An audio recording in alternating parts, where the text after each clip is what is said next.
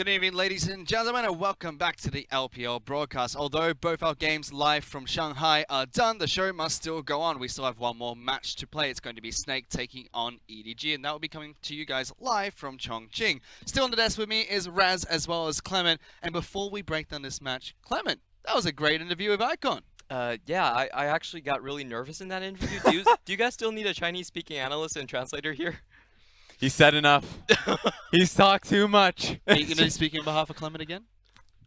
I guess I have to. I really do have to. Yeah, Clement, don't say things like that. We might actually take Icon on, and then you might go to North America and play for North America. Hey, I'm still a good analyst, okay? Come on, you cut that. Well, we're going to be taking down this next game shortly. It's EDG taking on Snake at Snake's home arena in Chongqing. Now, these two teams have played against a common enemy already. That's going to be FunPlus Phoenix, who we just saw play. However, those two games were very different. One was a one-sided affair, the other was a three-game series. Clement, I know you have some thoughts about this match. Yeah, I think the closest point we've seen these two teams butt heads is really in the Demacia Cup finals, and I think it really builds up the hype for this team, for this series, because it showcases the best of both of these teams. Yes. EDG with their clean macro plays, and Snake with their ability to claw their way back in skirmishes. A lot of times in this series, we could see that EDG made the correct macro play, they made the first kill, but Snake, with their members falling in, especially Sothem, were able to outmuscle them and bring the tide back into their favor. So we're going to be seeing a game between muscles and brains here. Yep, they're spectacular players, but at the end of the day, the favorites here are EDG, and it's going to be up to Snake to find a way to kind of upset them in more ways than one. Of course, I'm not really hoping for a macro upset, more so just trying to find key picks like Thresh and Lee Sin to kind of be able to pick them back into the game through the bottom lane, because I think that if Crystal and SOFM doesn't matter, way back when Crystal was a support pick, that was going to be the duo. I think that's going to be the same case now, because he is a phenomenal Varus player, and we've been seeing a lot of Varus plays here as well. And if Hoodie can pick up the Thresh play, then I think there's going to be a lot of opportunities in the bottom lane. So there's some lights to shine on. There's some spotlights, and they still want to get a win in Chongqing. So if you're Snake, you got to get that win. Yeah, and to talk more about the important picks in this series, I feel like the big pick, especially for the mid lane, is going to be Ryze. I feel like EDG as a team, they play the global macro style so well. They take the Shen into the bad matchup of Tahm Kench, and they still value it because they're able to do global plays. Ryze really accentuates that, and I feel for Snake, that is also Gogo's best champion so far. That's a very important pick. For the bot lane, I actually think the main pick we're going to have to look for is Alistar. If Hoodia can get his hands on this pick, then that can really start a lot of plays for EDG. Snake won their first game with that Alistar, and then EDG just said, no, we're not dealing with this anymore. Yeah, I would be super surprised, just to kick off of that, if Alistar and Tahm Kench ever see play in this series. Yeah, and I know that, Clement, you're a big fan of the EDG team composition so far. Not only has their macro been brilliant to watch, but they are also really big fans of the global team compositions and how they counter those when they picked up other teams. Tell me a little bit more about that. Well, I feel the main thing that really makes EDG work as a macro team is, unlike a lot of LPL teams, they know when to pull back their plays. So when iBoy and Mako have a winning matchup, they're not going to go all in for the 2v2s like a lot of teams. Yes. Snake. Yes. But they will pull back, and they will wait for good opportunities where they can collapse with the globals. So you can see just in their kill to death ratio, they are that best team in terms of kill to death ratio in the LPL because their plays are so clean. A lot of times there are no good counter plays to what they're doing. That's true. But one thing that is always great about this matchup is that Snake always play up when they go up against EDG. It's kind of like it always feels like that, just because of course that's the neighborhood battle, their good scrim partner. And now it feels like EDG is the team going into Snake's neighborhood in Chongqing. So you can't really upset your audience. You gotta show up here tonight. Well, we have to, address the quote-unquote curse. So far, 2 matches played at Hangzhou and LGD's arena, 1 match played at Snake's arena, and so far they have not gone well for the home crowd. And with the record that we've already mentioned, Snake going up against FunPlus Phoenix, now EDG being able to take down FunPlus Phoenix in a decisive style, doesn't look too good for Snake at their home arena this time. I will say there is a logical explanation of why these away teams are actually, losing more times than not. That's because they decided who would move out of Shanghai based on record. So if your record wasn't that good, they moved you out of Shanghai. Wait a minute. That's actually true. That's in the rules. Okay. All right, I'm gonna read up a little bit. That's what I gotta do. Damn, you got exiled. Is that what you're saying? Not really, but it's like if you're a playoff team, you get to keep your fan base in Shanghai. That's basically what the league said. So there is a logical explanation. I will say though, Snake's got a response to this, and that's a victory. No, but I just feel like there's been a lot of hype coming in with Snake. Of course, coming into the Demacia Cup, you just already mentioned it earlier on. So there's a lot of hope that they can pull it back, right? EDG would be an amazing time to do that. If they could do it in this time around, that'd be great. And I already echoed the bottom lane being a primary focus because I feel like that's going to be their major strength in how they win out in laning phase. Sure, there's a lot of shine on Flandre, and if Flandre can get his picks in his meta, then sure, that's great. But my eyes are turned towards how Crystal can do because I think that he can bump himself up a few notches in terms of AD carries in the league. And I know that this is something that you like to talk about, Clement. EDG's discipline, especially in their bottom lane, as we see both the teams, enter the stage. Big cheers for Snake Esports as well, since it is their home turf. But Clement, EDG's bottom lane and their discipline, it is one of the strongest. It's one of the strongest that the LPL has seen. For sure, and that's why I rank iBoy above rookies like Jackie Love or even Abel, is because I feel like he plays like a grown-up player, like a player that's been in the league for so long. And their opponents in that bottom lane are going to be Crystal as well as Hootie. The full lineup for Snake on your screens. Flandre, SOFM as well as Squawquaw. Raz, you talk highly about this team from time to time. But how do you feel about them going up against the Giants of EDG? I mean, it's just got to come down to the individual talent. We already talked about discipline being a major benefit to EDG. A lot of problems when it comes to Snake, but here's the EDG lineup, of course. Ray in the top lane, Haro in the jungle, Scout in the mid lane, and iBoy and Mako rounding out the bottom lane. They will be playing Ray once more here, and something that we know we've talked about from time to time is how Ray, he hasn't been fully unleashed yet. There's a lot of question marks around Ray. You've said that he's a Riven player, Clement, but we've only really seen him on tanks in that odd Rumble game you were talking about, Raz. It's kind of don't know too much about him just yet. I'm really interested about if EDG steps up to the plate and challenges Flandre in the ban pick phase, because in the Demacia Cup, what we saw was they would automatically ban Vladimir and ban Camille away from Flandre. There's a lot of respect for that, and we just want to see him bust out the Riven. That's basically we really do. We know he wants it. Well, we pretty much do. But for now, before we get into the match, we're going to send it over to our shoutcasters. Before that even, let's have a listen into iBoy and what he thinks about the league. 我对我们新来的3个队员还是有些了解的。新打野跟新 AD 跟我一样，以前都是在青训的，全新的阵容，更大的期待。 Always love to hear from iBoy. He knows everything. That's iBoy right there. But I'm back, and I've got Froskirin with me this time as well. How you doing?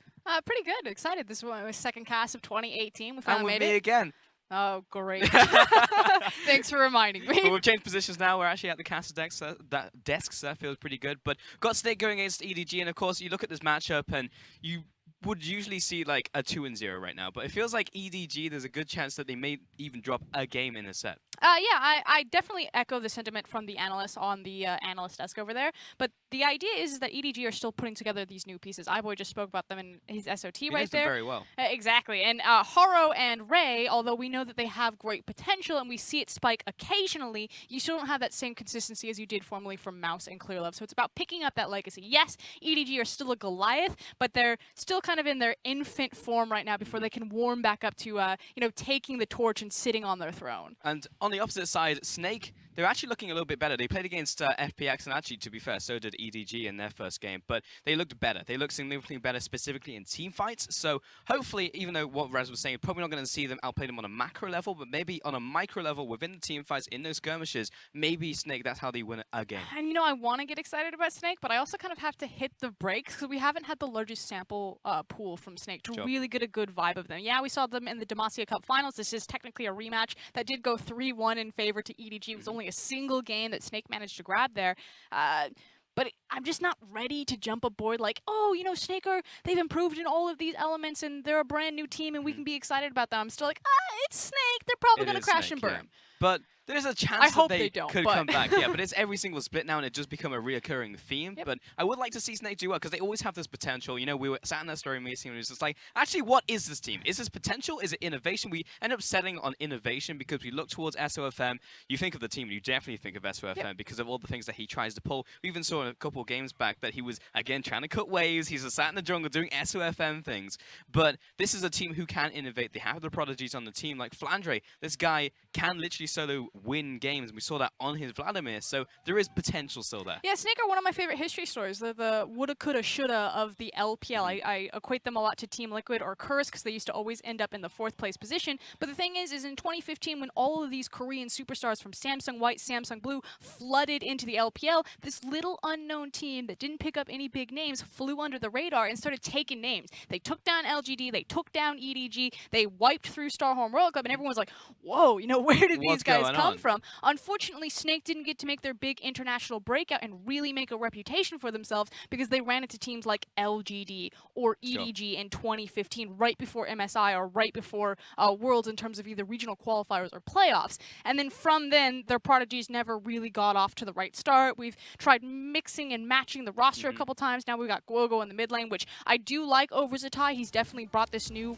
vibrant team fighting aspect back to this team, but they're still just trying to grow into what they always should have been, which was a top contender in the LPL. It was only about, 3.5 splits ago that we used to call them the dark horse of the LPL, and now they're barely relevant in the conversation. I mean, that moniker has very much been taken away. You look at IG, OMG, heck, even FPX at this point, you say those are the dark horse teams, but it's just reclaiming glory at this point for Snake, and we haven't seen too much of that apart from the game against FPX where they were able to take a game, but that still wasn't a series win. Yeah, exactly. And while Snake are trying to reclaim their glory, then we look at EDG and they're trying to reclaim their legacy again. Yes, they're still a top dog, but it's a lot of new faces and trying to figure out where it all balances out, especially for that guy that was just on your screen. It was Mako, being the captain. And then you look across Snake, you have to go to, that's the veteran of EDG. Well, Crystal's actually the veteran of Snake. Him alongside Flandre have been the only 2 mainstays throughout the roster's entire history since 2015. And Crystal clung on. He was a support for a while. He was doing everything the team needed to try and get him back in there. SOFM was relegated to support at one point. Like, Snake pulled some crazy stuff last year to try and make this roster work. Yeah, and huge credit to Crystal. I mean, you talked about it, role swapping multiple times. In his recent interview, he talked about how he was now focused on the team. It wasn't just about him. And Crystal got his big start as a Draven main. Like, this guy was a super flashy, everything's for me, give me all the resources, I'm going to carry, and now has taken a step back, played the support, moved back into the ADC, and is just trying to be everyone's man for Snake. And that's what they need. They need the teamwork element. They do. They've also got Guoguo. You hinted towards him earlier as well. And last split, we didn't see too much from Guoguo. He played and he was like, that was okay. But like this split, he has been significantly better. Maybe that is something that they can ignite the team spirit with. Yeah, the thing that Guogo is really talented at is his team fight target priority. When he plays things like Malzahar, like Ryze, he usually always finds his man, and it's part of the reason why Snake's team fighting has gotten so much better. Whereas Zatai, their former mid laner, was more about the split push. He would literally play Victor in a 1-3-1 type of composition. So that is no longer the case. That said, you're looking at that man yawning on your screen. Scout needs to wake up because Scout can definitely body some fools in the mid lane. He is flashy. He always looks for the kill. He's always going to step forward and never back. So Guoguo needs to be on his toes. He goes a little bit deep sometimes, and the bottom lane as well is also pretty high. iBoy down there, and this guy, I don't know, he just has this weird charisma about him. I absolutely just love watching him just both play the game and also just talk in interviews. Yeah, I was super fortunate. I did get to interview iBoy, and I basically asked him, who do you think is the best ADC? And Mako literally from off screen was just like, don't say you. Say anything else but you. And iBoy goes, I'm not supposed to say who the best ADC is. There is much talent. And I was like, but do you think it's you? He's like, yes. He's just so confident of himself. He looks so unassuming as well when you see him. This guy's it's just not so like confident. The Icon swagger. Like, Yeah. if you would expect Icon would give an answer like that because he just has that, like, he exudes confidence. Sure. But iBoy is just so...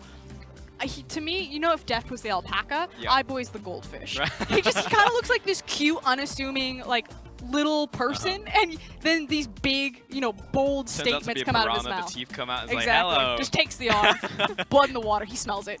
But he's just very fun to watch, and like EDG, it seems like every split or every season at the very least, they bring in a couple new players, and it's like, how do they integrate into the team? Is it going to be the same EDG? Because it's the flagship team of the LPL. You think of LPL, you think of EDG, but there's a lot that goes with that. You have to win every single time with different players, and that's a lot to live up to. Yeah, and it used to be, you know, Clearlove's record, of course he's not starting for the team today, is that he won 5 LPL titles, and he was the only player on all 5 of those titles. So it speaks to the organizational strength and support staff strength of EDG to continuously find these talents and develop them into superstars. That's relatively rare in League. You look towards the players, but in this case it's very much the organization. Mako is actually the guy who's on this team, who is keeping them together, as it were. But Snake versus EDG, we're getting into Champion Select. Zoe and Alistair coming out from Snake, so don't want any of those shenanigans. And Vladimir and Camille. And it's just as Clement predicted on the analyst desk as Raz as well, and they are throwing everything in the kitchen sink at Flandre. They're like, no Vladimir, no Camille. Gangplank would be the other big one from. I'm wondering if they let it go through and they feel that they have a strong enough answer to it, just because Snake are blue side and GP is a very safe blind pick if they want to put all of their eggs in the top lane basket. But today it's really been about the Sejuani that's been the priority pick blind. I mean, for Snake, it's not a bad basket to put it into. You have Snake written all over it. That being said, Kalista, the final ban there targeted at iBoy, and a final ban now from EDG. Let's see if it is indeed the Gangplank or they go somewhere else. I mean, Gangplank, Sejuani, and Kog'Maw are the 3 champions that immediately jump out at me. Of course, all of the big mid laners except for Zoe are left, so that's Malzahar, Ryze, and Azir. So there is a wealth of options, and I feel like Red Side actually has the advantage here because it's kind of going to be like the 1-2 trade, where okay, maybe you get the Sejuani priority pick if you want it, maybe you grab the Kog'Maw, but we're going to get 2 things in return. And Braum was the final ban there from EDG, and it's going to be a Jarvan lock-in for Interesting. Okay, so we were just talking about this before, you know, how strong Sejuani is, that it feels that she's super tanky, you can't do anything to her, her massive CC chain works with a lot of different compositions, and then she also wins duels for the majority of the time. Like, it's just bizarre. So I like the fact that we're seeing a higher priority from SOFM on Jarvan. I think he's a phenomenal Jarvan player, but I'm still very shocked that he chose that champion over Sejuani. Especially a first pick as well. Shows the priority for Snake right there. Almost the lock-in for EDG and Azir for Scout as well, so just getting their hands on these strong picks immediately. I already had written down Ryze as soon as I saw the hover. I love Ornn with Ryze just because of the brittle, how it, the fact that you increase the CC lockdown of a targetable CC into like a Morgana binding. And then you just stand there forever. It's disgusting, but Azir is very hard to match in terms of late game damage scale potential. Scout has already picked up 2 MVPs on this champion, so obviously feeling very comfortable with it in the meta. We're looking towards the next pick now from Snake, and I would not be surprised if we see a Gangplank because we saw the damage that it did earlier today, and it's Flandre in the top lane. Give him the Gangplank. I mean, that said, it's going to be Ornn into GP, so it's not a terrible matchup, although we could see a possible Ornn to the support position has been played, although I don't expect it to be. And the thing is Ornn is very similar to Rumble, which was the other champion that Ray has showcased so far in terms of, you know, his pushing power, how he's going to take some of these trades. So hopefully he's pretty confident here, and it should just be kind of a farm fest with some priority initially for Ornn. That's what you'd have to hope. But Tam Kench was the also the other pick from Snake there as we round out the first phase of picks. And EDG back over to them, looking at a potential jungler now for Haro. See, this actually makes sense. So the high priority on Jarvan denies Haro. Haro has a reputation of being a Kha'Zix Jarvan player, so now it makes more sense of, you know, why did Sejuani slip through the holes when we've seen such a high priority on her for the day? I forgot. It's because Haro is starting and not Clearlove. Yeah, definitely changes that when you have a different player in there. Ornn, Azir, and Kha'Zix. So Kha'Zix into the jungle for Haro. Now onto the bans as well. So we're looking at primarily bot lane here. See if we get any bans against Crystal. And we're now going to be sculpting them. Because EDG have priority pick, I figure that means that Snake have to ban away the Kog'Maw or the Varus. Varus has been massive all day. We've seen a lot of Kog'Maws priority picked or almost perma-banned in the LCK, and I expect the LPL to follow suit here, especially because iBoy is a phenomenal Kog'Maw player. I don't really necessarily want to give him that one. We saw it earlier today on Mystic, in fact, who completely tore enemy team a new one.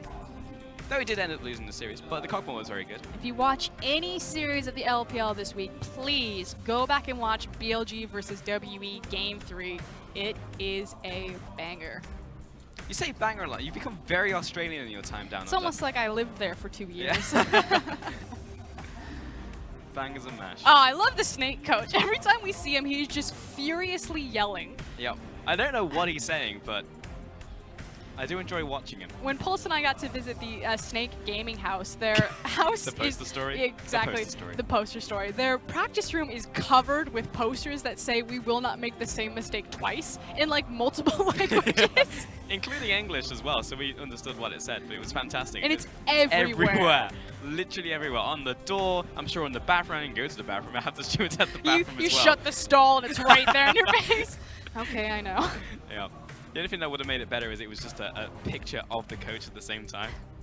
And the other funny thing is since we just had SOFM on our screen, is that so we go in and Snake's manager actually speaks English fairly well. And you know, we're having a conversation with him back and forth. You know, thank you for letting us tour the gaming house to kind of see behind the scenes with Snake. Although I want to super go to their new arena because it looks sick. And we were talking about SOFM, and unfortunately you get into this bad habit where you just start talking about players because of the language barrier. And then SOFM spoke to us back in English. And we're like, ah! And then we learned The that icon does. he spends a lot of his, I know, right? Yeah. He spends a lot of his time on Reddit. So if you ever see any of those SOFM clips on front page of Reddit, check who posted those. Yeah. Track his account. Check who's boosting those highlights. Yeah, but a lot of them are very good highlights, to be fair. Yeah, super skilled player. No one would ever doubt that of SOFM. Oh, 100%. Some of his team play, maybe. Yeah. But when you think of Snake, you do think of SOFM, you think of Flandre, but you look at SOFM and the plays that he does take, like going into the jungle, cutting waves, that type of thing, even when maybe he shouldn't, and also going towards Raptors, but he does have very creative pathing that can open up things for his team, especially in the early game. That is specifically what they really need. We're not just talking for no reason. There is an issue on stage right now, so we are just waiting for them to get back into Champion Selects. You don't want to just hang out with us? Just Yeah. podcast it up? Yeah, the Frols podcast. That does not sound healthy. No. I would like one Frols, please. One Frols. Pretty sure that was Freak who came with that suggestion. Oh, no wonder it was a bad suggestion. I love you, David. But yeah, back over to EDG as well. So this is a team who's very much like getting it together once again. We were talking about the Rumble. I mean, that's not going to be picked this time. No. But of course, Ray's up there, so it makes a whole lot of sense why you'd want to go back towards the Rumble. Yeah, but he's got the Ornn, and we Yeah. were just kind of talking about how it's kind of a similar idea, especially about how you're going to play the lane. It's now a question of Haro has been giving a lot of attention to Ray in terms of the short, limited tape that we have for EDG. I would kind of expect a similar scenario just because Ornn offers so much CC and dive potential, especially on a gangplank, and you have a Kha'Zix as your jungler. So Flandre has to play this one super close to the chest if he doesn't want to get punished, and so many teams aren't punishing gangplank in those top lanes, so they just let them farm it out. I mean, they get the pick, and the pick is the first step, which is like, okay, great, we can do it, and then the second step is actually doing it. And it makes so much more sense to put priority on top lane. You go and watch the EULCS, they're diving top lanes like 3 times before 12 minutes. I saw multiple times that at 4:30, like Vitality's mid laner, the Italian Stallion is up there like... The Italian Stallion. That's what they call him. Holy moly. Jizuki, he had a sick performance on Rise, and he used the Unsealed Spellbook, and he's just diving. 4:30 top lane. Immediately the top laner respawns, and he's diving again. You're like, leave the man alone, he has a family. But the LPL, I mean, what are you going to do in the bot lane? You got Tom Kinches running around, you got a bunch of Broms running around, some Shins, and yes, there is kill threat there, but there's also so much protection. But the LPL's like, nah, double down, we're going bot. Just go top. Did you know that apparently me calling Jizuke, I think I called him Jizuke, and it turned into a meme within the Italian community because that's not how it was like actually pronounced, but then everyone started calling him that, and now that's just become his name like towards everyone. Is that It's how hilarious. you pronounce it now? Well, it's Jizuki or Jizuke, but I definitely pronounced it wrong. I just want to call I did it for the entire EUCS split, and it just became a massive meme in the community. Well done, Pulse. Yep, no worries. That's on the resume. That's like the pinnacle of your career. Yep. I became a meme in the EUCS community. Yep, well, specifically in the Italian one, so got him. But we're now glad to see he's doing well as well. I also heard that there was an Alawi as well earlier in the EULCS, and I saw that one. Spice picked it up, but I always like to talk about Alawi. Unfortunately, I still haven't managed to cast Alawi, which makes me really sad.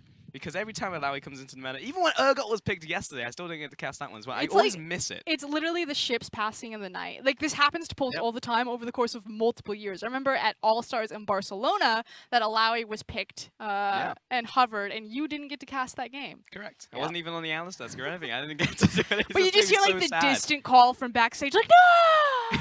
It's like they were asking how many legs does Ergon. He was like 6. They have 6. Like just get me on there, but not gonna happen. One day it will happen, and I'll just the entire cast be like, nope, shut up, Color. It's my time to shine. I'll just talk about life the whole thing. I'm the color caster now. I am the color caster, but we do have some more issues on stage. So we're going to try and resolve those as fast as possible. But in the meantime, you get to enjoy the frills for as long as possible. I don't know if I feel that nickname. All right, what's a better nickname Pulse then? Curin? Pulse Curin. That's There's bad too. No. I'm sorry, my name Pulse sucks. Curin, or no, because the Rin at the end, is you can attach that onto things. But unfortunately, Pulse is also bad for like attaching into. Actually, how word. it works in the language. So my technical name is the frog, not frog. Oh, really? Yeah. Okay. Because the ending suffix of it, I don't know the technical Is language that there. the or? Technically, yes, like the title. Okay. Is that Orin or Rin? What part? What a It's part just of the Froscurin? The very end. Is the and I'm gonna frog. butcher the Icelandic language. I believe it's the RINN. Okay. I feel like you should know that considering it's your name. Well, I tried but- to learn the language like 3.5 years ago, so Okay. it's been a while since I've been brushing up on it, especially as I try to learn Chinese. Fair. That's very much fair. Let's have a small population now. Just to confirm, we do have submission on stage. We are trying to get back into game now, so we're trying to get one out as fast as possible. But again, you're pretty much in the same boat as us. We don't know as much as you do. Well, now we're on the same page, but Same no worries. page? Yeah, same page. What else do you want to know? I'm a book of knowledge. Why specifically Icelandic? Because of all the languages in the world, you were like Icelandic. Because I was want planning Icelandic. on moving there.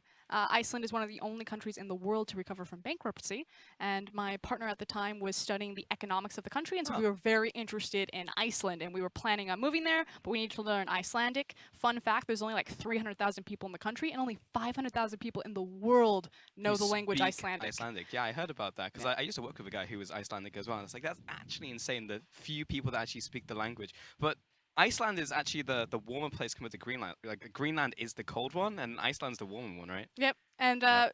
Dracos and I got stuck there. Not stuck. We got the pleasure of going to Iceland and visiting its beautiful countryside because it is unreal to look at for about 36 hours for 2015 Worlds. We were on our way to London to go watch the group stage, and we had a layover there. And we're like, let's go into town, just see how it is. It was great. What was the coolest thing you saw? in town? There is a giant church, and I cannot even begin to describe the scale of this building. And Reykjavik is on kind of a slant or a hill, and the church is on the very top. And so Okay. you can look directly from the church's doors straight down almost to the coastline, and it is just probably the most gorgeous, unreal scenery. You feel like you're just in a painting. Wait, how many cities? Is this just one airport in the entire of? Yeah, and it's about Iceland? 45 minutes, and it's a tiny airport. How many towns are there in Iceland? Because if there's that few people, then there must be like only a few cities. I wouldn't know.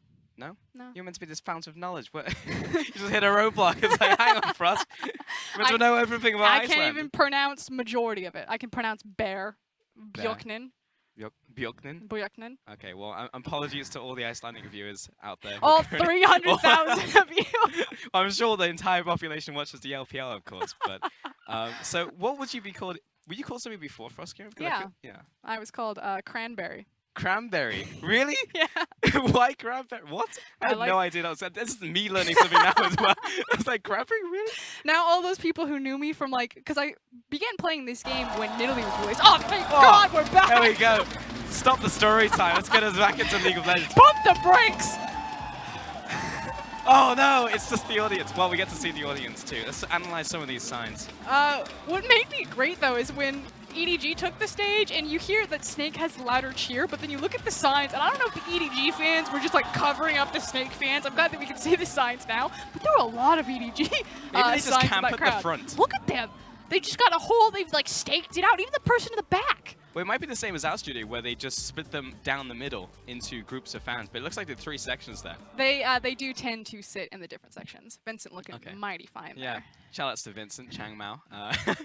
But why cranberry? Because we didn't get to the end of that story. I just like cranberries. My favorite Is that cookie is oatmeal raisin. I like cranberries in them sometimes. People are like, why don't you eat chocolate? Why aren't you a normal person? I'm like, I don't know. I can't League of Legends. And that's my life story. All right, fair enough. I know there's a player called Toothpaste in Chinese on JD, right? So, Isn't... yeah, it's toothpaste. Yeah, I can't pronounce it. I'm not going to But- try. Yeah, but I don't know, like, of all the things, right? It's just like, I love cranberries. Okay, fair enough. Call Your name yourself is cranberries, Pulse. Look, I was 12 and it sounded cool at the time, okay? And it just kind of stuck. Okay, I was hungry and 14. Like, I don't know what you want. Oh My name was God. very close to being ramen noodle. All right, let's get back to the match. So, let's talk about some of the players on EDG. We've got Ray coming up here as well. He's back on the lineups, and also if you think about all the players that EDG could have picked from, I have right? a fun story They were about like, Ray. we'll take Ray from NA. Yeah, and you can tell that Ray has been a part of Cloud9. Again, I got to interview some of the EDG members, and Ray's really tall. Like, I'm pretty tall for a girl. You probably realize this, Pulse. But so it's not very often. I am very tall. It's not often that like a guy actually stands up and they're much taller than me. And Ray is actually taller than me. And so I made the comment as he was walking over. I'm like, oh yeah, the dog and pony show. Sorry that you have to go through with this. And he immediately started laughing. And you could just tell that he has that sense of humor where he's been around the Cloud9 guys. Yeah. And he's a bit of a memer. He's pretty loose. His English is good. He knows Korean, Chinese, and English. Not fluent in all three of them, But still, that's pretty impressive. speaks for his English age. better than I Yeah. speak English, so. I haven't spoken to him yet, but yeah, I should try and do that. because Super cool guy. Wish him all the It's best. really interesting because, again, like picking specifically Ray instead of all of the other talents that they have to choose from. Because EDG, they just pump out good players. Like, they have this academy. Like, it's even what iBoy was saying just earlier. It's just like, I know these players. They were with me within, like, the academy and when I was training up. It's just like, well, there's probably at least some good top laners that EDG have been vetting. But instead, they choose specifically to go to Ray. And that's really interesting, you know. It's just like, yes, he's played in China before, and he's a known quantity. But EDG, for the most part, train their own talent and then bring them into their roster. Yeah, they run a massive development cycle. So Aaron used to be the primary coach of EDG and then kind of pulled a Firefox and stepped away into more of a general management position. Not the technical term of general management, but anytime you see EDG, chances are you can also spot Aaron kind of hovering around in the background, despite the fact that Nofe is their stage coach and strategic coach. And what Aaron does for the organization is he runs their massive development plan. And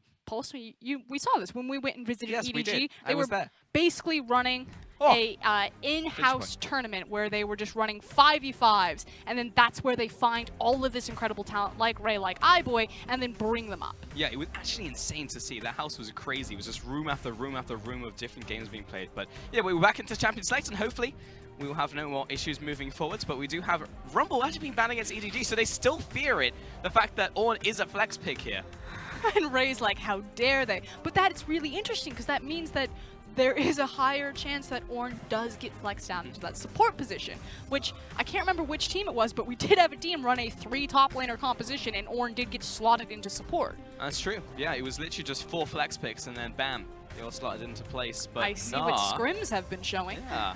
So support Ornn seems to be what Snake are expecting. Maybe even at this point trying to force it into the top lane, because EDG are like, okay, well that's fine. You man top lanes, but we'll just flex Ornn up there anyways. Yeah, and that's the thing. So far, Mako's been hovering in between kind of the Ardent Sensor, or the tank Ardent Sensor user, so he's going to go ahead and lock on Taric. I really like it with the composition. I think it empowers Kha'Zix that much more, allows him to actually be that initiation potential. The issue is that not a lot of LPL teams really play Taric Ultimate correctly. There are very few Taric players in the LPL that I really trust, because it's more about a reactionary style league rather than a proactive style league. But as Clement was saying, EDG should be the team that can do this. Yeah, and to be fair, I think the LPL is getting better at Taric. Like, because it was pretty Eventually, horrendous we last would have split, to. But the fact that it's been played so many times, and now we're seeing it sometimes internationally, like it has been doing significantly better. Varus pick up for Snake and specifically Crystal, and it will be Hootie locking in Guoguo's Cassiopeia towards the mid lane. And we've really seen Cassie kind of as a rise and return to dealing with, unfortunately, I'm going to have to say Rise twice, dealing with Rise. I haven't seen her too often into the likes of Azir, so I am a little bit concerned there. But if you can, match Azir's push, and if you're using Minion Dematerializer to do so, then that does open up a lot more opportunity for Cassie, and naturally her early game skirmishing at low levels is absolutely disgusting. So we'll see what Guoguo, if he picks up that rune to help him out. And Cassiopeia can also stop Azir from doing his, what is it, a swoop-de-doop? The swoop-de-doop, Putting slip the and slide. miasma on the floor and very much Shurima get shuffle. planted. I can keep going. I have no doubt. Ezreal was the final pickup from EDG though, and that will go over to iBoy. And it's actually interesting that Ezreal made it all the way to the end of the picking phase for both teams without being banned or picked. So Less priority there. Yeah, and Snake are definitely very familiar with iBoy's Ezreal. It was an absolute terror in Demacia Cup. SOFM in particular got styled on a little bit harder than he would have liked, but new series, new game, and Snake could look for revenge here. Yes, they can. It was 3-2-1. But if they can pick up that one win, and maybe they just need one more win, they could upset EDG. But it's a tall mountain to climb, because even though they have new players, it's still the name. It's still the flagship team EDG they're facing down. And, you know, again, Clement talked about this on the desk. When you look at EDG's kills versus deaths, their ability to slow down in team fights. When you listen to the mic checks, you'll notice that Make was constantly saying, you know, slow down, controlling the tempo of a fight instead of just, you know, calling out targets and rushing all forward. So Snake's increased ability to team fight will be tested here today because EDG are one of the most patient team fighters. It has been a staple of their organization since their inauguration in 2014.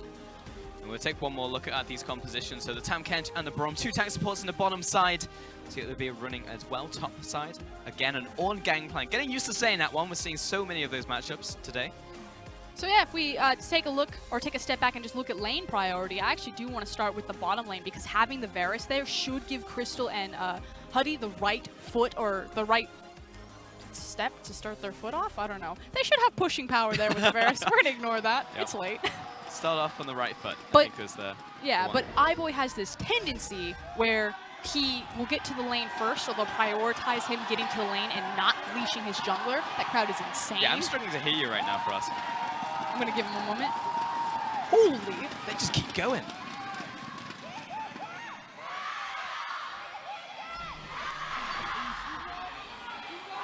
And frankly, it makes a lot of sense that these guys are going to be especially passionate because they literally went to the Snake venue.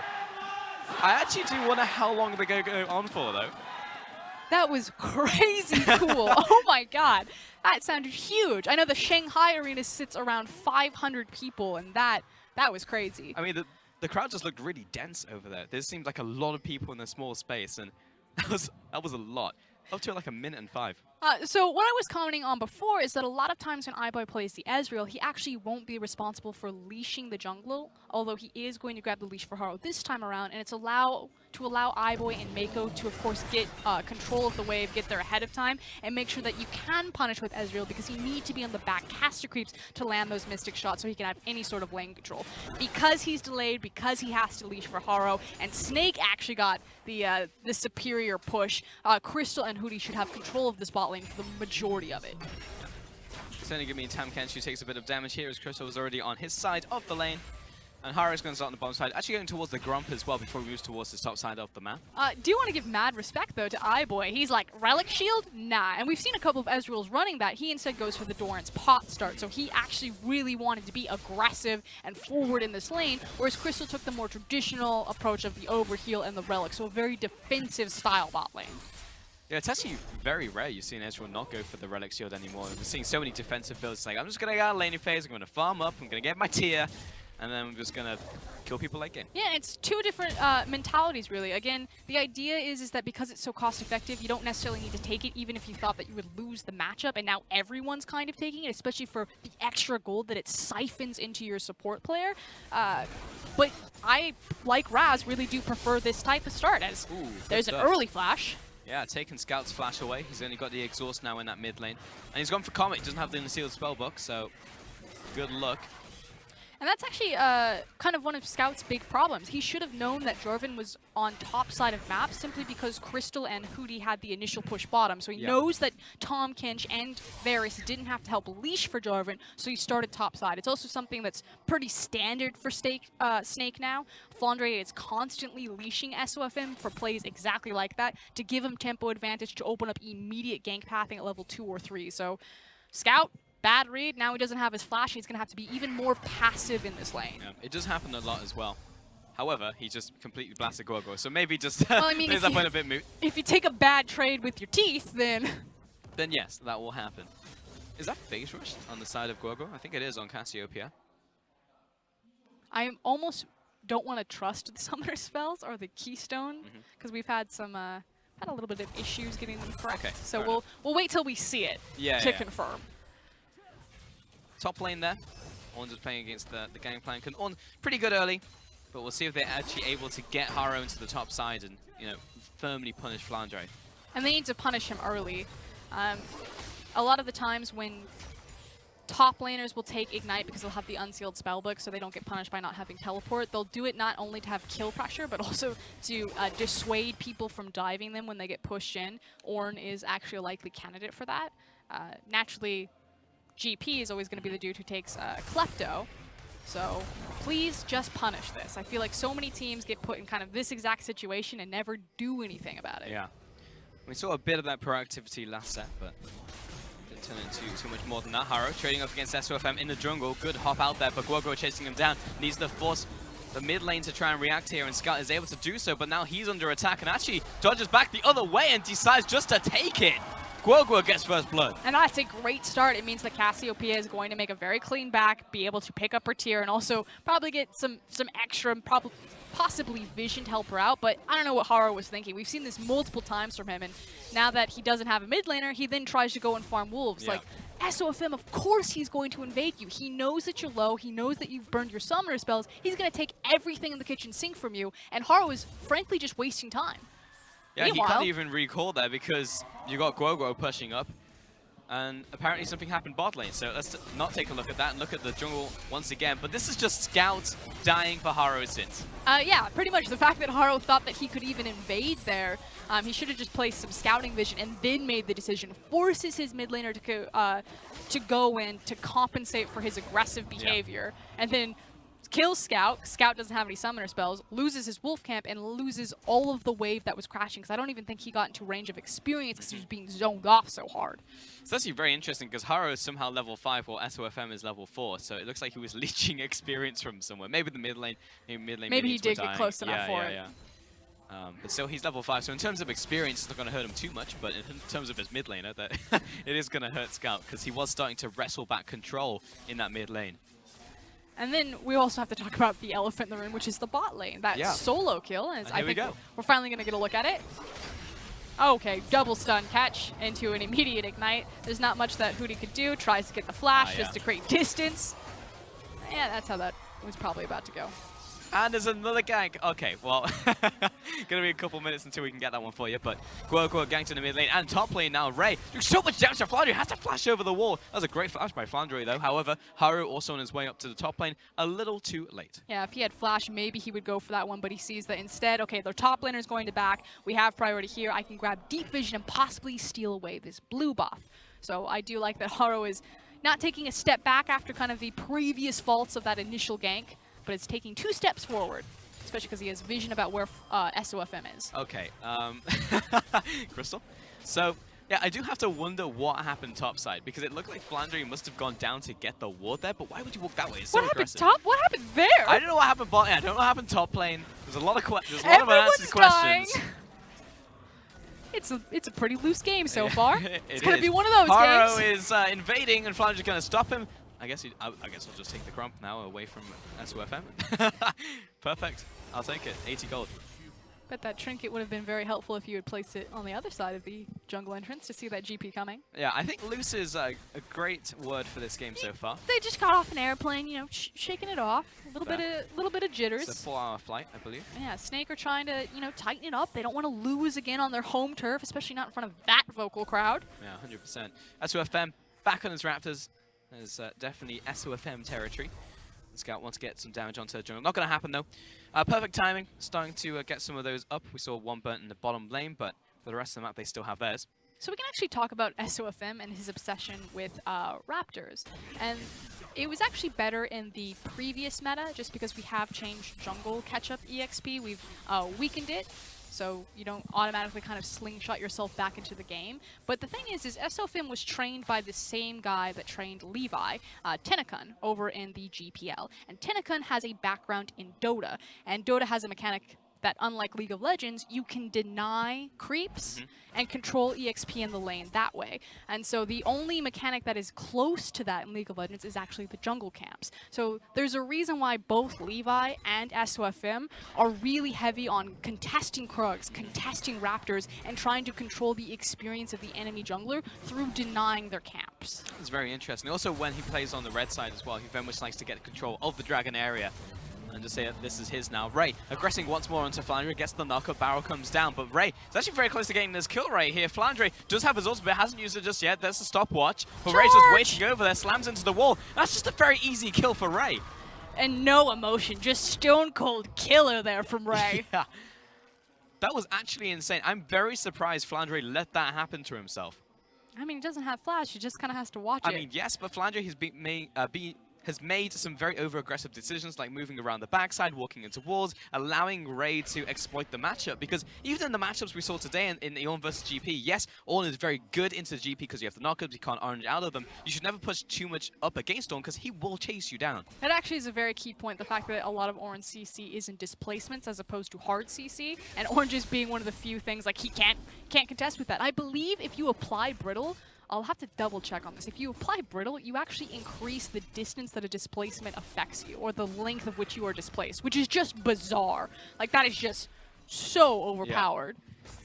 But it does definitely extend the duration. I know that 100% because, well... That's nuts! Displacements are so few and far between in League of Legends. Think of, you could probably count all of the champions on one hand that have displacements built into their kit, because, again, you can't really cleanse or get out of it very easily. Yeah. I will say that there actually is quite a few champions. I didn't know that because I'm a Lowy player, and the ultimate Thresh, stops it. Alistar, Kled. Azir. The Kled? Tug. Oh, yeah. Yeah, Thresh, Jarvan, Azir. There's a lot. Yeah. SOFM jumps onto Ray. He does have his ultimate. Chooses to burn the flash here instead, so good stuff from SOFM, trying to alleviate some pressure here. And we had conversation about how Haro needed to team up with Ray, make use of that CC, get this Kha'Zix snowballed on a squishy champion, but instead it's SOFM who's trying to give some credit back to Flandre, get him settled back into the lane and giving him a lot of attention. And you can see that also in Snake's wording. They have a lot of defensive protective vision around their mid lane, so SOFM is able to kind of pick and choose who he's going to help out, while Gogo is able to stay safe. So I like the fact that Snake are, slowing the game down, responding to where EDG have placed pressure, and trying to put out fires. Very much important for them, but at the same time, I like that they're trying to get these skirmishes and at least trying to contest, because that's where they're going to win this game. Like, to go back what we were saying in Champions, like, EDG will probably win macro. It's EDG. They are just good at this. But Snake, the way that they win is by doing well, because they have talented players in their respective roles. Here we go, though. This is what we wanted to see. Follow the Forge God. Connects. There's some knock-up. Haro chasing after as well, and Flandre will flash away. That's step one. Just needs to gank again. Yep, just a wash and repeat. Unfortunately for them, it's just a Mountain Dragon, so it's not like losing out on an Infernal if you want to commit time towards that top lane. But now what does SOFM do with that information? They've got control over the mid lane. Guogo is already starting to shift down towards mid, and it's either going to be blue buff or a bot lane dive, but Mako knows what's up. Yeah, unfortunately he doesn't have Cataclysm right now. Otherwise, for sure he'd go towards that bottom lane. He's actually just pathing within the jungle, maybe trying to get some information on Haro, and also waiting for the Cataclysm to come up, so he could actually do something. Now the blue buff has spawns and Maker's just like, it's probably going to be an SOFM here. Yeah, but SOFM kind of loses his opportunity to react, and now he's forcing it. Yeah, Bastion comes down right into the Dazzle stun to flank drag away and lose half of his HP. And again, this is kind of classic Snake and why we say that EDG will have a stronger macro game than them. He's given information, he knows that Haro's up into the top side. It's going to take at least 30 seconds to reset his position, and so he has the option. Are we going to try to make a play bottom? Are we going to go for deep vision? Are we going to make a play on mid lane? And it kind of ended up being a none of the above scenario because he couldn't figure out where he wanted to hit, and EDG covered all of their bases. They're just so oppressive to play against. Yep, they can do everything all the time. Top lane, Ray was looking to back actually. It would be his first back of the game, even though he has that Iceborne Gauntlet. Seems to be what every Ornn is doing nowadays. Get their first Iceborne Gauntlet, and plus it's because those mana items allow you just to stay in lane for forever. Yeah, and you just get the armor also, so if you go Ninja Tabi into Gauntlet, GP is going to just stop doing damage to you. Flandre will take a trip back to base. He's actually got a very early Triforce, despite how the lane has gone and the fact he's being ganked, he's ahead in terms of farm, and because he's got Kleptomancy, and because he's GP, he gets that Triforce. It's certainly still going to be a while before Flandre really comes online. He's only level 10, so I actually think it's quite smart that EDG go for the Dragon now, not only because they know that SOFM aren't going to contest, but even if Snake did try to contest, it's a level 10 GP ultimate, not a level 11 GP ultimate. So I actually really like how they timed the windows there. Yeah, there's also item spikes across the board. Look at bot lane. Quinton's user is now completed from Crystal. So get it while you can. Next dragon's going to be Ocean. And EDG will pretty much just continue to scale up and start to get towards their first item spikes as well, because Scout's pretty close to his Nash's Tooth. Got those double Iceborne gauntlets on the side of iBoy and Ray. And Haro has found SOFM, so SOFM will need to find a way out of here. Whoa, that was actually knocked back. It looked like Cataclysm went down onto Azir, but he got knocked out of it. And well, that suddenly, just feels bad. it was just a party, and SOFM was stuck in the middle of the mosh pit. Yeah, that was not good times for him, and he just dies in the enemy jungle. I mean, first off, why are you recalling in the enemy jungle? EDG will instantly react to it. To be fair, he was on a pink ward, so he thought that he was safe, but I do agree with you. SOFM, he does tend to be a little bit greedy. He always tries to kind of min-max his own advantages, so just trying to save himself time there by not exiting the jungle. Wow. But in the end, this is kind of the spillover effect. Yep. And the Raptor camp, really? Yeah, Take it all, burn it all. SOFM took his, so I'm going to take yours. But mid tower goes down, 650 gold in the bank now for Scout, and he's already 20-30 farm against his counterpart. And you don't often see the mid lane tower being the first one to go down, but maybe they can punish? No. That Not going to happen right there. And SOFM, he's scrambling to try and find something because he does need to help these laners now, but he needs to find somewhere that's winning. I mean, bot side is essentially equal. Top, there is a slight advantage to Flandria in terms of gold, but they haven't really pushed Ray out. I mean, the big opportunity for Snake is that they have a lot of mobility and kind of semi-global presence built into their composition. So you got the GP ult, you got the Tom Kench, and I think at this point, you either focus down bot lane and try to make use of kind of the hard CC that Varus will offer you, or you get control of the river by helping out your mid lane and then try to make a pick by having Tom Kench TP you to somewhere and then also using or layering the GP ultimate on top of it. But in either of those scenarios, they need to be aggressive here. There Make they go. something happen. They're doing it. They're hunted. Yeah, they're grouping up. Take away the wards in the river, setting up around this dragon area. Haro and Scout also walking down there as well to try and contest. Unfortunately, EDG never checked the river alone. They made sure that Scout had control of the mid lane, and then Haro and Scout held hands and walked into bottom river, and that is what dissuaded them. But now mid. That's the ultimate used down onto Scout. The Emperor's Divide. Comes Let's get Hoodie. the disengage. Oh, Gangplank ultimate as well, but there's no one to actually capitalize. Haro in the bush. He's going to find Guoguo. SOFM around the side. He's just going to meet a Sand Soldier. Haro needs to back away from Guoguo. And Scout does get out alive. Here comes the Ezreal ultimate. Just tags Guoguo. And see, that was the right attempt from Snake, but hold on, this fight might not be over. That is I've Iceborne heard Gauntlet. on, and he's found Cassiopeia in the mid lane. Disappears against the side of the wall. Okay, again, right idea from Snake. They were looking for the skirmishes. They were trying to use the mobility for the pick. Unfortunately, they didn't find it. It wasn't at the right time. EDG then collapsed and punished and are now on the offensive, pushing through to second tier mid. That would be second tier mid falling before any other outer tower. Yeah, this is a lot, and there's also a very rare circumstance. You almost never see that happen. Azir will just plonk down this turret in the mid lane. At least bottom lane will be traded for Snake, but it's very much the smallest of consolation prizes. And Rift Herald is still up and available. Yeah, it's closing in on 18 minutes, so that window is going to be very short for them to pick it up. But if they do, like, the fact that you don't have to use Rift Herald to crack mid lane tower is massive.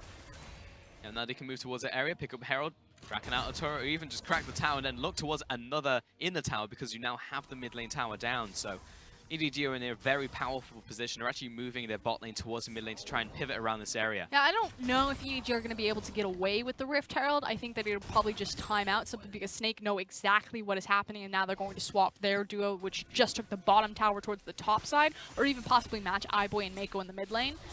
So I actually think that this one will fade out unless we see something really crazy. We'll see, because I saw They literally want a it. triangle of pings around where they want the vision for this Rift Herald. I mean, SOFM very much aware, but we'll see if we see a contest now from iBoy and Mako around this ward. SOFM does have to back off, needs to respect that bottom lane. This is just so Top lane teleport. risky because key itemization has been completed for Ooh. Snake. Scout went down there. Here comes the ultimate. Double knock up onto the bot lane here, and Crystal's already very low. Has to flash out of this one. Ray, he's zoning two people right now as Flandria turns around to get to the rest of his team. But while all that was happening, Cassiopeia just demolished EDG. And again, Snake, Azir had died. Complete itemization or key itemization coming out of Snake's members, like that was just such a risky time for EDG to even look for a fight, especially one that they weren't set up for. So this could have been a scenario where no one gets the Rift Herald, that EDG are just able to hang around it and just dissuade Snake from taking it. But because they went for a very uncalculated risk, they're now going to lose it and the towers will go in favor of Snake. They wanted more. They wanted everything. But in the end, it did end up biting out 3 kills. And we get to see that what happened to Scout and hopefully how Cassiopeia just murdered everyone. Yeah, just that added mobility. And where are EDG members to be found? You can see them on the minimap. They're trying to rush up. And who do they run into? Cassiopeia. And she's actually going to control the bottom half of the screen. It's just a massive ultimate. Pick up some free gold for herself. Yeah. And just caught in the choke point against Cassiopeia. There was a snake in the bush, and that's essentially what happens. And now things are going to flip really dramatically for Snake. So you've got the Rage Blade, the Witsin completed. We already talked about the Trinity Force, but now GP's also got a Ghost Blade in his back pocket and the Rift Herald.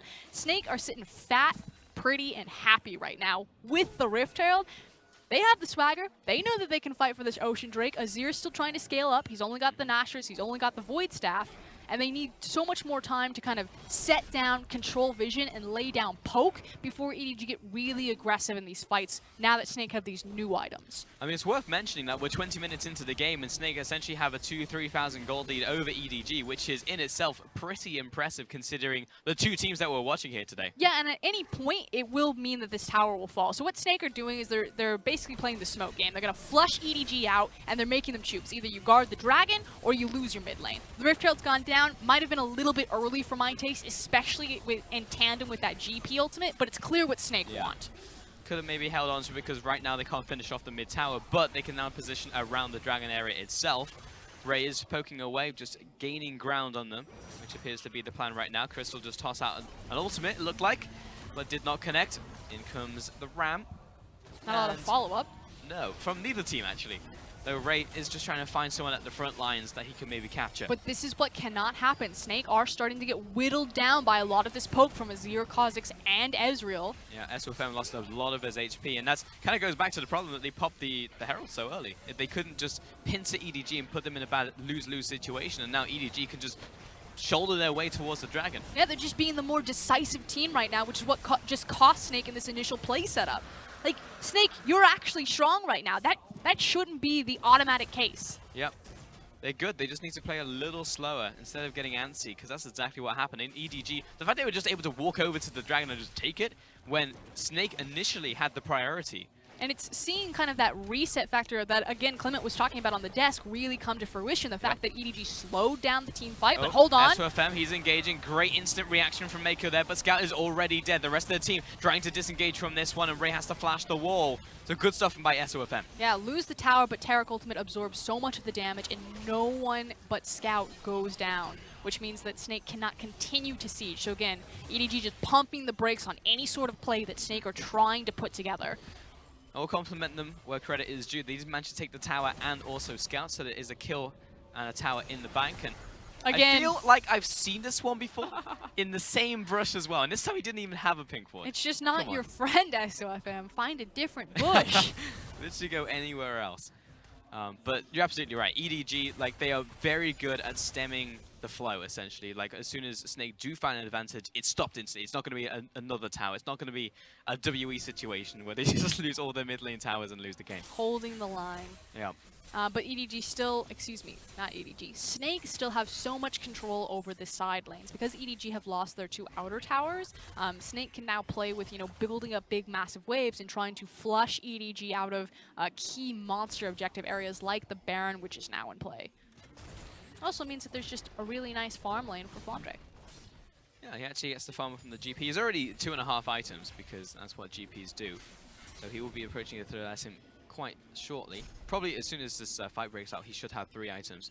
Next dragon's going to be Mountain, so both teams will want to contest this, but more importantly it is around this Baron area right now. Vision now being contested, and Scout has his 2.5 items as well. So both teams are actually pretty strong. Yeah, it is the vision game. EDG have to be exceptionally careful whenever they're trying to pressure for that type of vision control, simply because they are against a GP, they are against a Tom Kench. We've already seen that Snake are very keen to find, catch them out and make certain picks with this composition. So Snake actually just playing this very clinical, understanding that now we're back in control. They've controlled their side lanes like we were talking about. You can see that Flandre got the bottom wave going, pulls Ornn away from the fight, and now Snake have the gusto to step forward and start setting down their triangle vision in EDG's red side jungle. I'm also looking towards Crystal here because he is pretty built up. He's got 245 farm at 24 minutes, as does his counterpart. The AD carry's just been farming up a storm in this game. Now looking towards SOFM. Gonna spot Haro. Flashes away, or rather jumps away. Bug about to get squashed. I don't know what Haro was thinking there. That could have been a lot worse, depending on who was standing in that bush. 100% with SOFM had landed the flag and drag. What is it with junglers and laughing today? I think it's also just an SOFM thing. True. I mean, Pepper was going off as well earlier, and that did not go well for him following the laugh. It was all downhill from there. But Flandre has been in this bot lane literally for, I don't know, 2-3 minutes now, just farming and farming away. He's going to get pretty big unless someone attends to him. And Snake are pretty comfortable kind of fighting in this position. At least for their 2018 season, we actually watched them kind of make this Baron dance multiple times. It's been a lot of the times where they've tried to swing back these miracle games. Unfortunately, the series haven't closed for them, but these types of situations where they're playing around the Baron, where they're trying to manage side lanes, is something they are very comfortable in. And it's usually where you find the big Snake miracle comeback. Yeah, Flandre is now 3 items, and this is essentially the ticking time bomb that we were talking about in previous sets. I mean, you can leave the GP up if you want, but eventually he's going to get to the point, regardless of whether you want him or not, to just obliterate your team. And then it comes down to vision control. You know, do you allow the GP to get into the area first, to set up his barrels, to lure you into the trap, and then just blow you up? Or do you stay on the offensive? Are you proactive in denying the vision? Are you careful about how you go and face check into areas, you know, smoke him out, and then look for the team fight? Because that's how you can punish him. I mean, the Baron has been started. It's down to half. Haro and Ray Placing walls over the wall. They have seen him. SUFM will get away from this. Flag drag right into the Angry Baron, so probably don't want to do that. However, we have initiated onto EDG. Burnt the ultimate from Mako. Yeah, trade 1 for 1 there, although Snake did burn their smite. Of course, it will be back up right about now, just so SOFM can get his health back. Now EDG starting to push down the mid lane. There is nothing to take there for a long while, but they can use it as a pivot point because Snake don't have anywhere safe to run through now in the mid lane. And now it basically comes down to execution. So if Snake are trying to continuously move EDG around the map and then use their added mobility to find picks or to catch someone out unsuspecting, EDG want to stay clumped together, really pivot around Azir as their primary focus point. So wherever Scout goes, everyone else should be the follow. The only guy that has a bit more freedom and kind of how he wanders around on his own is, of course, Ray on Ornn. Yeah, EDG looking towards this. There are a lot of wards in that pit. EDG looking towards the Baron again, moving towards the top side. I mean, they still have those altars up, so theoretically, you think that EDG should be able to just knock these over, since they took 2 towers in the mid lane. It's because EDG aren't actually driving this game. Snake have been in control, and they're the ones that are dictating where we're fighting, how we're posturing, and what tempo we're moving at. And that's a good place for Snake to be. That said, they don't have a lot of experience being in this type of position, and so we are starting to see them, you know, kind of fumble. They can't keep dancing around, not executing on something, because the longer this game goes, the stronger Scout is going to get. And we've seen the massive Azir damage and how Azir can really take over a game. Yeah, it's like usually at this point in time we should be behind. What's our comeback mechanic? But they're ahead. I think if we just sit and farm out the dragons, boys. That's what we can do. But unfortunately, EDG are just continuing to get Here these dragons. Here's the teleport. Trading a dragon for a Baron is exactly what you want to do. And of course, this is being spotted by EDG, instantly stopping the dragon They're here. just going to burn it. Burn and turn, boys. Burn and turn. It's at 2,000 HP, and it's already gone. Snake just needs to disengage here, but SOFM, why are they forcing through this choke point? It's allowing Mako a chance to try and engage on them. Flag drag away. In comes Call of the Forge God, triple quadra knockup, and Scout knocks them all back as well. They need to get to a safe point on the map. I mean, the altar turret is still up, but EDG are pretty healthy apart from my boy. The empowered recalls, can they get there in time? Oh, they have 4 seconds. They might be able to just do this. Guoguo, try and get towards the bush. Mako is going to try and push through the tower, but the miasma is huge. And Haru face checks right into the petrifying gaze. This is literally an every man for himself type of moment for both teams. Immediately, Crystal just pieced out. He's like, I'm sorry, guys. I got the empowered recall. I'll see you on the other side. The rest of you can fend for yourselves, and luckily Guoguo was not the one to teleport immediately because he was the one who was just the savior of the rest of them backing off. But that was good stuff from Snake. I mean, they picked up Baron. It was perfect timing. It was very much an objective trap. It wasn't just good stuff, it was great stuff. You know, again, where is the prodigy from Snake? The potential there. We know that these guys are great players, and they've been together for a long time. They've been trying to find the right puzzle piece that can slot into everything, but they're never decisive in their macro calls. Finally, I don't know who it was, Flandre makes the teleport, they burn the Baron, and they walk away with it for free. So now they were in the driver's seat, both hands on the wheels, they just stepped on the gas. They're very much accelerating. That's 4,000 gold lead there for Flandre over his counterpart as well on the gangplank. And to be honest, he's just going to get out of control at this point. Haru has to hop over the wall.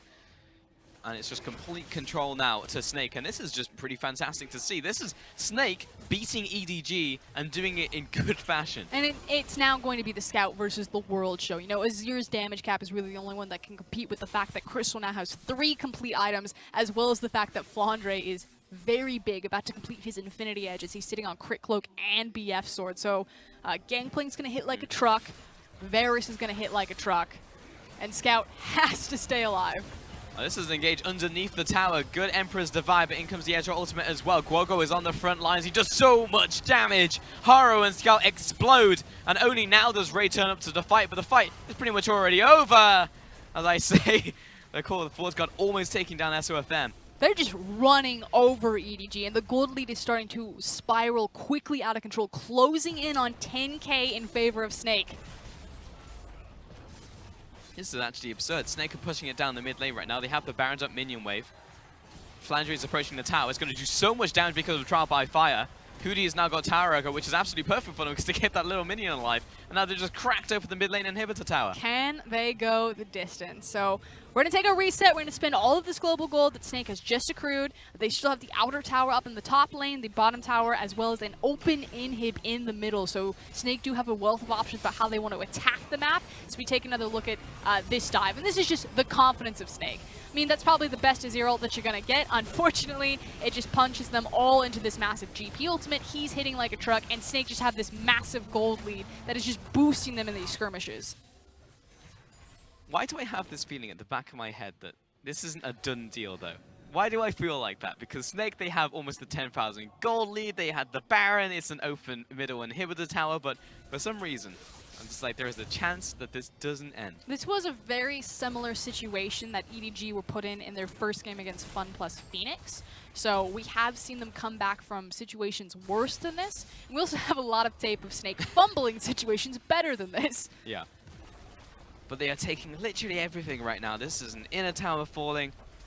They have so much gold over EDG. Just hold my hand, Pulse. We're gonna ride the Snake train. I'm tentatively stepping onto it. Raz looks over at me like, nah, that's about to slide out from underneath you. I see you, Raz. But Flandre, again, in a side lane, is getting to soak all this farm. He's almost equaling a 100 CS is what I was trying to say. It's a Flame Horizon. I was trying to avoid saying it because we say it every single time, but I might as well just say it. It's almost approaching the Flame Horizon over his counterpart. In vogue to talk about CS. Hello. SOFM jumped right on top of Mako with a Cataclysm, but there's no real follow-up from either team because Mako will interrupt a lot of that using his own ultimate. Mako now gobbled up by Hootie, spits him back out. That's a kill. Flandre very low, but Ray unable to fully capitalize, and Scout comes in, actually completely destroys Flandre, and now everyone has to scatter. The big damage source is down. And the thing that I really want to point out is where that fight actually happened. That was kind of in between the mid and top tower. Obviously, Snake were using that pathway so they could apply pressure to both of them and then cheating between it. There's nothing really there, though, you know? There's no tower, there's no buff. We weren't really fighting over anything. It was literally Snake just trying to play the big game by trying to catch EDG out, and they got caught out. And that's kind of the problem with Snake. That's why they keep finding themselves in positions where they have these big leads, and then unfortunately it's just miscalculations, poor macro movements. Like, why are you there without your team? Yep, he ults in, and it's like, well, okay, timeout. Mako's popped his ultimate, so chill for a couple seconds. Yeah, and the thing is then it forces a lot of key ultimates to be used in response, so reactively as opposed to proactively. And then from there, Scout just realizes that he has a good position, and Azir was doing so much damage with Ezreal from the safety over the wall, and as soon as they see that, Snake's front line has dropped and they've used a lot of their key abilities, they immediately jump over the wall and punish Snake. And now you've lost all of that momentum where you were applying pressure to EDG's base, where you were trying to siege up key objectives that would have made this next Baron in 1 minute free, and now we're back to a 50-50 coin flip, and you don't want that when you got 10k gold lead. And that's why, as a fan, as a caster, as a player, you look at Snake and you can never really feel confident that the game will actually finish. No matter how much that they get, situations like that happen, and especially against a team like EDG who can capitalize, they can see those small gaps in the armor they can exploit. Zephyros, he's actually still in the same bush. Okay. SOFM, get out of that bush! We are about to have a heart-to-heart. This is going to be your fine Jesus moment. Get out of those side lanes. Just be with your team. Be the Jarvan. He does this on every champion. It doesn't matter if he's playing Gragas, if he's playing Elise, if he's playing Jarvan, if he's playing Zac. He will play them all exactly the same way. Oh my god. You know what? I think he finds his happy place. Like last split, it was the Raptors. This time he got the red buff. Good job, SOFM. But now it's that bush behind red buff. But he's so good. He plays so risky. He does. Trust us when we say he is a good player. In comes the Ram, knocks up 2.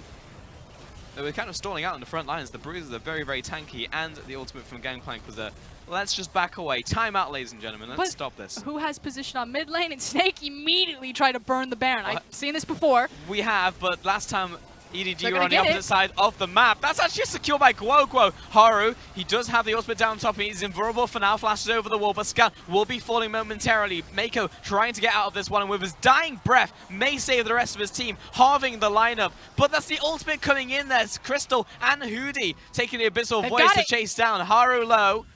Flandre teleporting into the bottom lane, and he has one sight. And that's going to be the bottom lane tower. Multiple members of EDG dead, especially the Azir. It means they've got no wave clear. So many people are low. This should be the game. It should be. The pushing in with the minion wave. 5-man strong. Haru, iBoy, and Ray, the only ones left to defend. In comes Forge God once again. Great knockup, but there's no real damage to follow up. Haru needs to get into this backline, but Guoguo is looking very scary right now. Looking at iBoy, see if he can do the kiting. Can he get any of the kills down? But Snake unable to finish this game unless they're going to loop back towards these minions. But they've decided to back away. Lots of damage onto Haru. But unfortunately, he will not go down, and Snake have to push again. Oh my god! I cannot believe EDG held there. The king of Oran ultimates from Ray. Huge shout out, because not only did he hit multiple members of Snake and deny them the ability to do damage in the duration of the knock-up, but he cleared the minion wave. He hit a lot of those creeps and knocked them very low.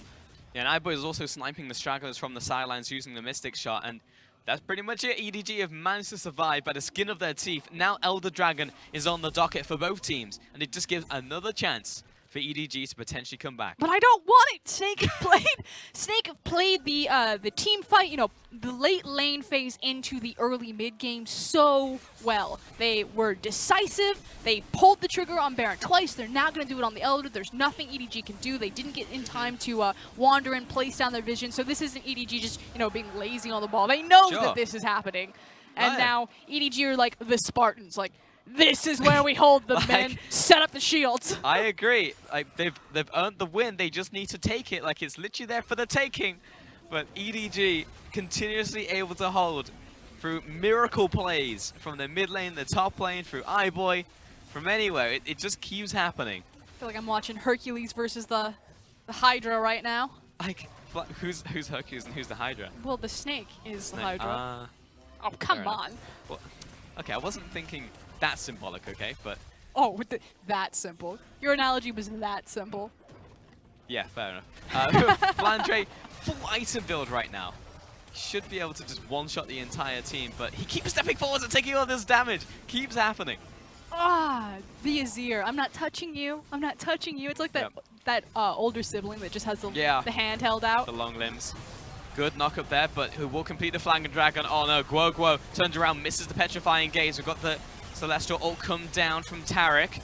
There's the ultimate, and Ray will instantly fall, and everyone else in the pit, including Mako, and now they should be able to crack this tower. Yeah, great GP ultimate, completely zoned Scout and iBoy out of that fight. Yeah, they were able to tag with their super long range, but they weren't getting the full damage combo off that they needed, and without a front line now, this should be it. Surely. One Nexus turret remaining, only 3 defenders. They don't have the damage to get through Hootie, though. Scout goes all the way in, blasts him with the Emperor's Divide, but just focus the Nexus. You can do it, Snake. Snake will take game 1.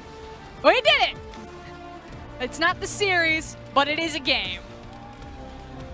It was a win, and hey, we were talking about it. There's a very good chance that Snake pick up at least a game in this set, as they did face them in Demacia Cup. And listen to the roar of the crowd. There's a home field advantage if I've ever seen one. Has to be a good vibe. Great momentum for Snake again. We talked about the young players on EDG. There are plenty of young players still on Snake, even in their veteran status. So hopefully they can feel that energy and take it into game 2 and give us just as strong as a performance of game 1. So if they can ride the momentum, I'd love to see Snake try and take it against EDG on their home turf. I'd be incredibly hyped, especially because of what we've seen from Snake so far. Because they haven't managed to win against FPX, but this would be fantastic for them to try and get these early wins. And we can see that goal graph as well. It was a long time coming, but it was still Snake with massive advantages. And you can see it in the damage to champions that in the end it did come down to GP. Cassiopeia was a nice tag team there, but if the game goes on that long, yeah, Azir's going to put out massive damage, but GP just won the day. I mean, look at the damage, though, from Azir and iBoy. Like, they were also doing so much damage on EDG. Like, they came very close to coming back in that game. And the fact they were holding so many times is like, oh, no, there's another objective. There's now an Elder Dragon. Now there's a Baron. Like, when is it going to stop? When is Snake going to win enough fights where they can eventually just roll over EDG? And it did take almost 40 minutes into the game, but they managed to do it. But so, congratulations to Snake for taking game 1. Now you just need to win the rest of the series. We're going to send it over to the analyst desk to take a look at that game. Thank you very much, Pulse. That was game number 1 between Snake Esports and EDG at the Chongqing Snake Arena. And guys, what happened? Because EDG, they were meant to be the good team. They were doing so well early. Well, this is why I said it was going to be a good series, because it highlighted what each team is so good at. Yes. You could see EDG with the good early laning phase, the good macro plays, you know, bringing Mako around for all those pickoffs, and then Snake turns it around in the team fights. They're just the better muscling team, and when we give them an all-in composition, they know how to run it. 100%. And even just kind of emphasizing the strength that EDG had early, just so you know how bad it was for Snake to begin the game, is that you got a solo kill in the top side of the map, right? We make a lot of C9 jokes, but that was like a top die immediately for Ray in favor. And he's just going to – that's the second solo kill he's had so far, and the splits barely began. So that's how Ray's really performing well in the split thus far. Then bottom lane, I mean, there were so many fights that the server couldn't really catch them all happening at the same time, but it ended up happening that EDG were getting kill after kill in the laning phase. It was 5-1. Then there was one beautiful moment where Snake were trying to make a fight happen. They tried to get Tom Kench to just moving towards the mid lane with his ulti. Then he gets canceled out by Taric, and I was like, well, damn, then EDG went out the fight. But then it all went downhill from there. Yeah, it was the mid game where EDG were able to pick up. It was Snake that was able to pick up team fight after team fight. How exactly did Snake make that happen? Because EDG controlled the entire early game. I feel like EDG really underestimated how fast they could get the Taric ultimate to go down. You could see both of the times that the big winning team fights for Snake happened when they were sieging underneath towers. The first big one was in the top lane where they caught out Azir defending by himself. When the other EDG members funneled in, Yes. Cassiopeia was already waiting for them. The second big play was underneath the mid turret where Sofem were pushing there, and it seemed like, okay, we could hold this with Azir. Sofem's like, no way, I'm just going in. Instantly flash R's. The Cosmic Radiance didn't even fall down, and then Guoguo followed up with that beautiful petrifying gaze and just wiped EDG on the floor with that. You mentioned it. It was honestly, Guoguo is probably the best game that we've seen thus far. He's not going to get the MVP as it's going to be SOFM, but it was both SOFM and Guoguo that were able to make the fights work for him. They cut them off top side, as you mentioned.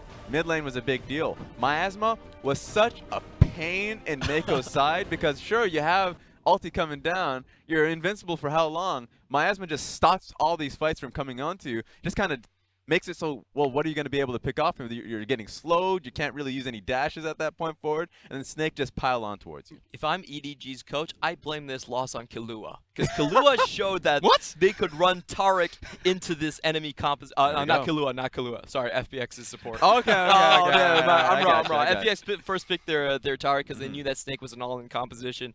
And, I think EDG definitely ran with that, but didn't really follow up with the execution that we saw in the other series. Yeah, I agree with you. It just comes down to the fact I love Tarek, but then there are a few picks that can really just mess him up. So Chris. maybe going into the next one. Chris, I'm sorry. No worries. Chris won't watch it. It's all good. But yeah, maybe going to the next game into the series, I wonder if they are going to be willing to kind of drop all those support picks because Mako was confident picking himself up to Tarek and losing out in the Alistar, Tom Kench, all these bans coming through going into the second phase. So I want to see what the pick ban is going into the second series and how it impacts the bottom lane, because he was doing really well in the bottom lane. It turned into a 2v2 kill just based off of the double stun with the Tarek, but later on in the game he couldn't find that effectiveness. Exactly. One other thing we should mention about this game is that I feel like Snake was really smart in their ban pick. They saw the double scaling from Azir and Ezreal, and they picked up Gathering Storm. Yep. They're like, we saw that Jin game, man. My free 300 AP. 40-minute standard time in EU. Well, guess what? We're going to 40, 50. No, it didn't even have to happen. But if it was going to happen, it was going to happen. Well, they had a Gathering Storm on both Cassiopeia as well as Gangplank, if you were wondering, in that match. But that was game number 1 of Snake Esports taking on EDG. Snake are now up 1-0. We're going to go into a break, and we'll be back with game 2 shortly.